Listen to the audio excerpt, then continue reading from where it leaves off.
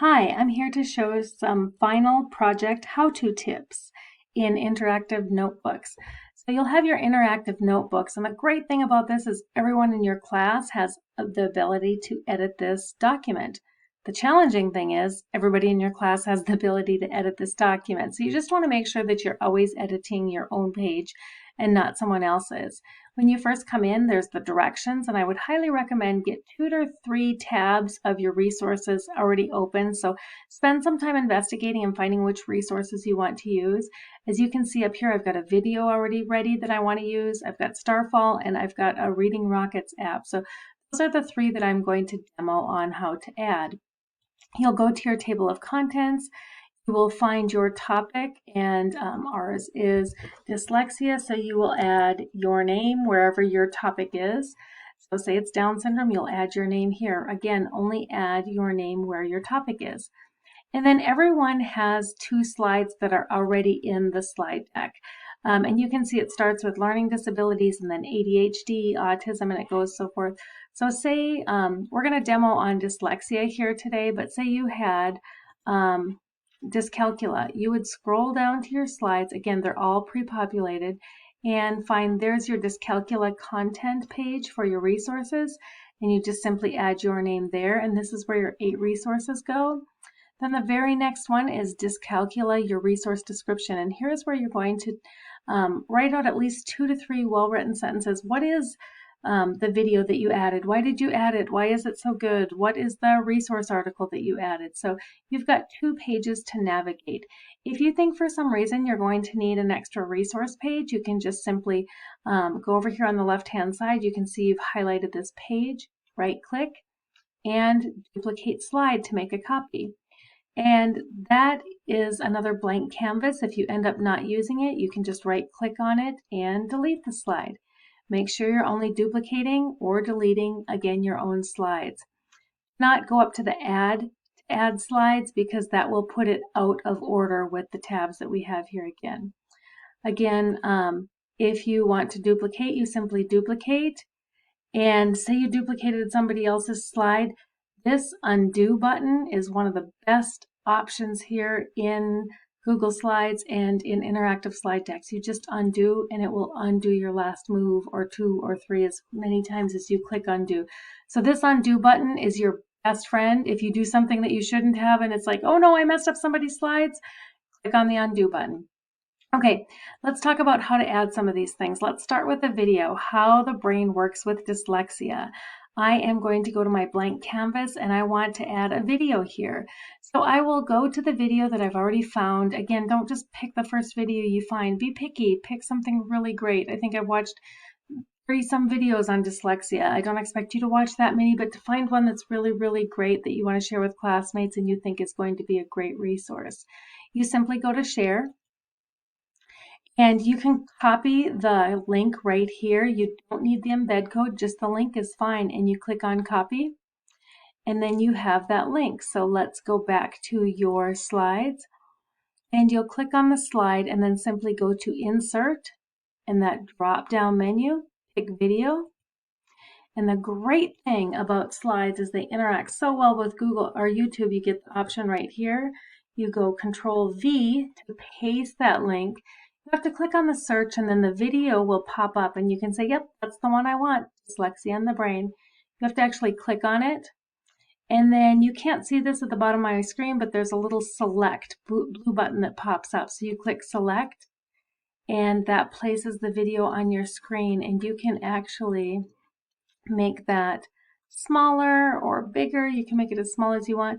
Anytime you're sizing something, use the corners to size it, because that makes it proportional rather than just this way from the top or the bottom, because that makes it unproportional. So say I want this thumbnail a little bit smaller, and that is how you simply add a YouTube video. So you can put that anywhere. Next, let's say I want to add a website, my Starfall website. So let's go to Starfall and take a peek at this.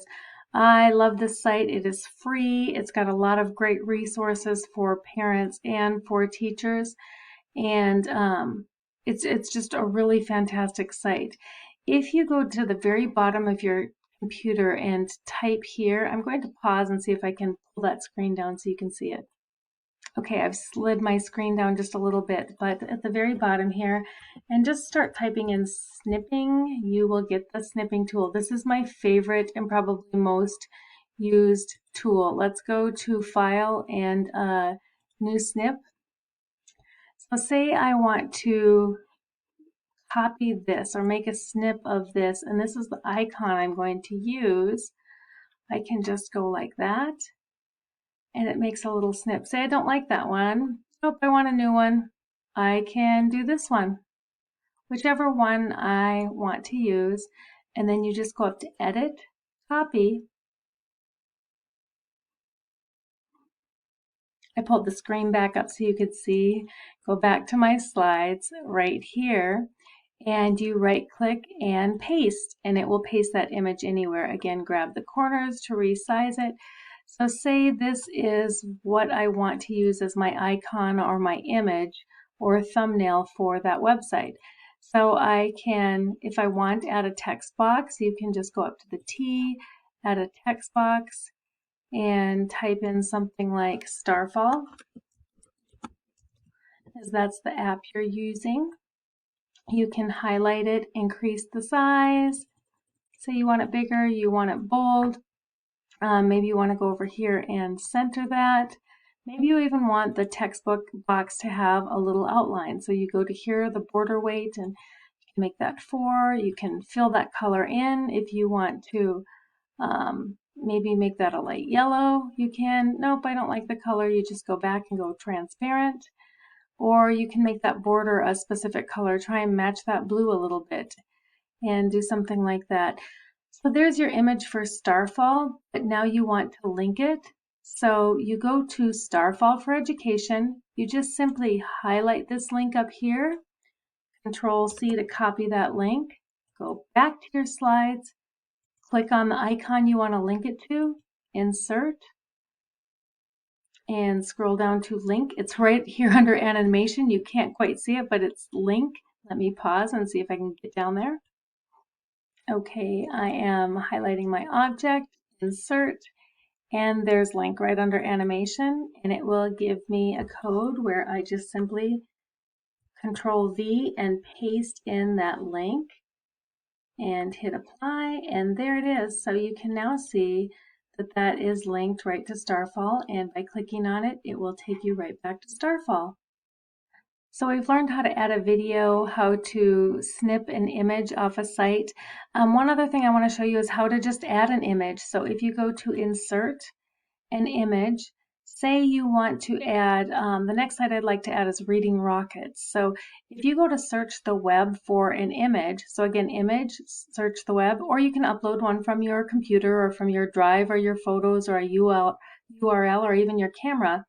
But let's search the web. One of my favorite things about this is Google already only uses approved or Creative Commons copyright materials. So they are Creative Commons licensed, so you don't have to worry about violating copyright code.